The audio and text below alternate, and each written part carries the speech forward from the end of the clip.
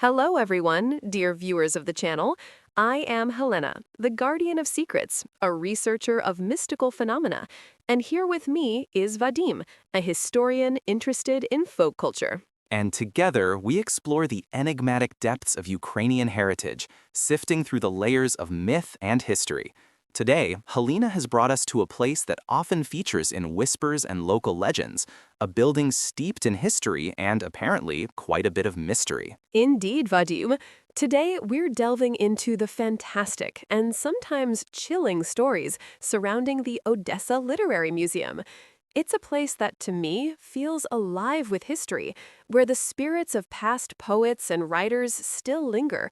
But it's not just a feeling. There are actual strange occurrences reported there. Ah, Odessa, a city of such vibrant character, known for its humor, its unique architecture, and certainly its fair share of tall tales. The Literary Museum, specifically, is a gorgeous structure. What exactly are these strange occurrences, Helena? Is it just the wind playing tricks, or perhaps the building's old pipes groaning? It's far more intriguing than old pipes, Vadim. Museum staff, particularly those who work late, often speak of inexplicable phenomena. The most common reports involve candles. During evening events or private viewings, candles often go out without any discernible draft, sometimes repeatedly in different rooms, as if an invisible presence is simply snuffing them. And then there are the leaves. Leaves? Indoors? That's certainly less common than a flickering candle. Are we talking about dust bunnies that resemble leaves or actual foliage? And for the candles, my first thought goes to ventilation systems, sudden pressure changes, or even just the quality of the candles themselves. Old buildings are notorious for unexpected drafts, even when windows seem sealed. Actual, often dry, autumn-like leaves, Vadim, appearing in rooms where windows have been closed all day, sometimes on display cases or even on the desks of staff. And this isn't in autumn. These incidents occur year-round.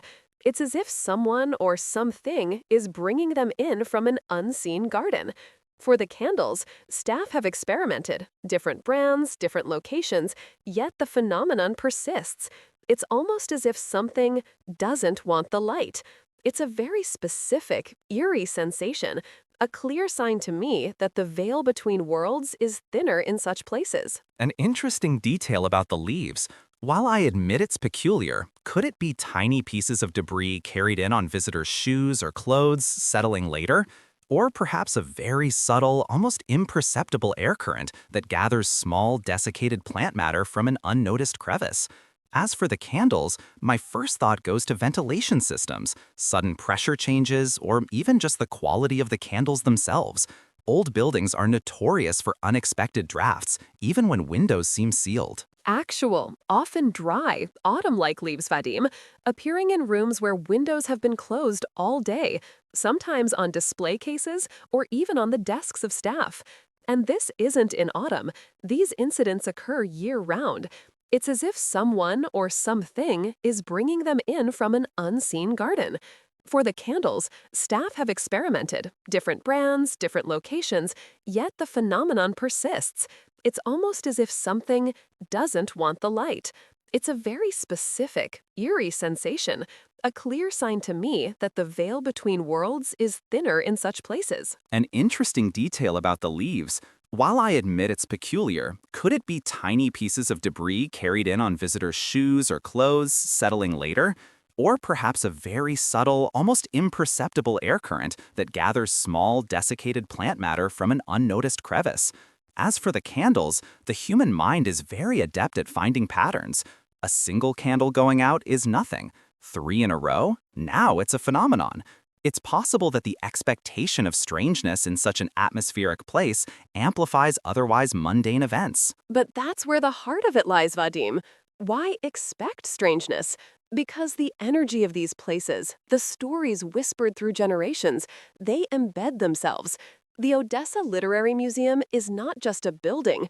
It's a repository of countless narratives, unfulfilled dreams, passionate declarations. The spirits of Gogol, Pushkin, Franco, and countless others whose words resonated within these walls, how could they simply vanish? I believe these small acts are their ways of reminding us they are still here, still part of our story. This is not about mere drafts, it's about a lingering presence. There was one instance a curator told me where a particularly ornate, heavy, unlit candle, firmly placed on a stone pedestal, inexplicably tipped over onto the floor, while all other, smaller lit candles around it remained perfectly upright. No tremor, no one nearby, just a quiet, deliberate topple. What rational explanation accounts for that? That is certainly a more dramatic account, Vadim. One would, of course, first look for structural vibrations, perhaps a loose floorboard transmitting movement, or an imperceptible shift in the foundation. But I concede, it's a striking image. Yet, we must also consider the power of collective imagination. Odessa has a rich history of storytelling. When something unusual happens in a place like the Literary Museum, especially one connected to great minds, it's immediately absorbed into a larger narrative. The ghostly writer concept is potent. People want to believe the authors still walk the halls, perhaps seeking inspiration or lamenting forgotten verses. This psychological expectation can make even the mundane seem extraordinary. And why shouldn't they, Vadim? Why should we dismiss the yearning for connection with our ancestors, with the creative forces that shaped our culture? To ignore these stories, these whispers, is to lose a part of our soul, a vital thread connecting us to our past. These aren't just quaint tales, they are the fabric of our identity, a testament to the belief that words, ideas, and even emotions can transcend death. They compel us to remember, to honor. I agree wholeheartedly on the importance of remembering and honoring. These narratives, whether strictly factual or embellished with the supernatural, are critical cultural artifacts. They tell us about the beliefs, fears, and hopes of the people who created them. My role, however, is to dissect why these stories emerge and how they function within a society. The unseen presence snuffing candles might be a symbolic representation of the fleeting nature of inspiration or the quiet struggle of the creative process. It's a beautiful metaphor, even if the physical phenomenon has a prosaic root. Perhaps, but when that prosaic route doesn't quite fit, when the leaves appear out of season or the candles extinguish with deliberate precision, I see it as more than metaphor. It's the life energy of the building, a palpable manifestation of history. We often forget that old buildings carry an immense energetic imprint from all the lives lived within them. And those imprints, the echoes of human emotion and history, are undeniably powerful. They create an atmosphere. When we step into such a place, our senses are heightened, our imagination ignited. It's a natural human response to seek meaning in the unknown, especially in a culturally rich environment like the Literary Museum. The stories, whether about restless spirits or natural drafts, serve to enrich our experience and connect us to the past. It's why places like this fascinate us so much. Exactly. And for all of you listening, if you've ever felt an inexplicable presence in an old Ukrainian building, or have your own story about the Odessa Literary Museum, please leave a comment below and share your experiences. We love hearing from you. Absolutely. From a historian's perspective, these personal accounts are invaluable, showing us how folklore continues to live and evolve in the modern consciousness. They demonstrate the enduring human need to confront the mysteries of existence. What we see as ghosts might be the collective memory asserting itself, ensuring certain histories are not forgotten. So, when we talk about the Odessa Literary Museum, we're not just talking about drafts or leaves. We're discussing a place that the vibrant spirit of Ukrainian literary genius continues to interact with the present.